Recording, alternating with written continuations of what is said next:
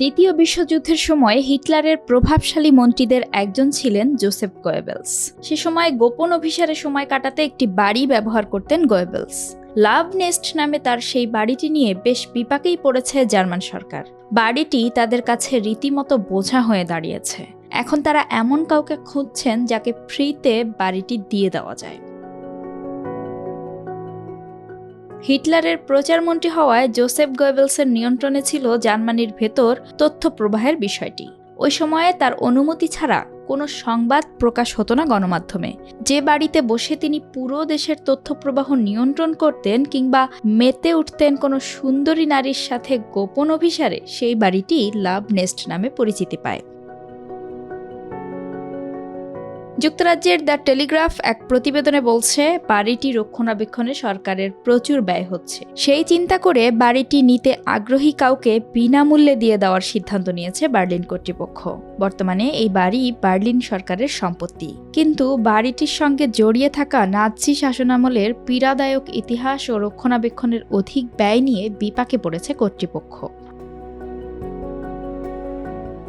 1936 সালে হ্রদের পাশে 17 হেক্টর জমির ওপর নির্মিত দৃষ্টিনন্দন বাড়িটি তৈরি করেন গোয়েবেলস। বাড়িটির অবস্থান জার্মানির রাজধানী বার্লিন থেকে 10 মাইল উত্তরে এক নিরিবিলি এলাকায়। ক্ষমতায় থাকাকালীন জনপ্রিয় অভিনেত্রীর সঙ্গে তার অভিসারের স্থান হয়ে উঠেছিল বাড়িটি।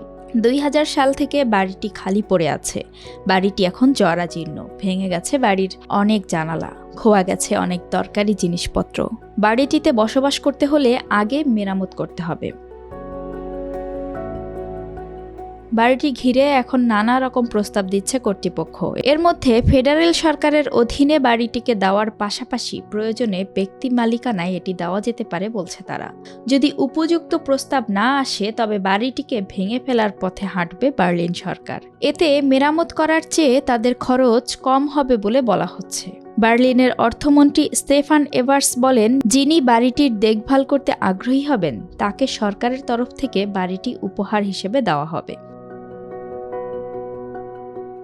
1939 সালে হিটলারের হাত ধরে দ্বিতীয় বিশ্বযুদ্ধে জড়ায় জার্মানি। সঙ্গে মিত্র ছিল ইতালি ও জাপান। তাদের বলা হতো অক্ষশক্তি। প্রতিপক্ষ যুক্তরাষ্ট্র, যুক্তরাজ্য, ফ্রান্স ও সোভিয়েত ইউনিয়নের জোট মিত্রপক্ষ নামে পরিচিত। বিশ্ববাসী এই বিশ্বযুদ্ধে ইতিহাসের অন্যতম ভয়াবহ গণহত্যা দেখেছে। ইহুদি নিধনে হিটলারের নৃশংসতা এখনও ভয় দেখায়। প্রচারমন্ত্রী হিসেবে হিটলারের বেশ ঘনিষ্ঠ ছিলেন গোয়েবেলস। তিনি নাৎসিদের বিভিন্ন প্রোপাগান্ডা ছড়াতে মূল ভূমিকা পালন করেছিলেন। বিভিন্ন গণমাধ্যম ব্যবহার করে নাৎসিদের নানা বিষয় প্রচারে পটু ছিলেন গোয়েবেলস। history.com-এর তথ্য মতে দ্বিতীয় বিশ্বযুদ্ধের শেষের দিকে স্ত্রী ও 6 সন্তানকে নিয়ে আত্মহত্যা করেছিলেন গোয়েবেলস।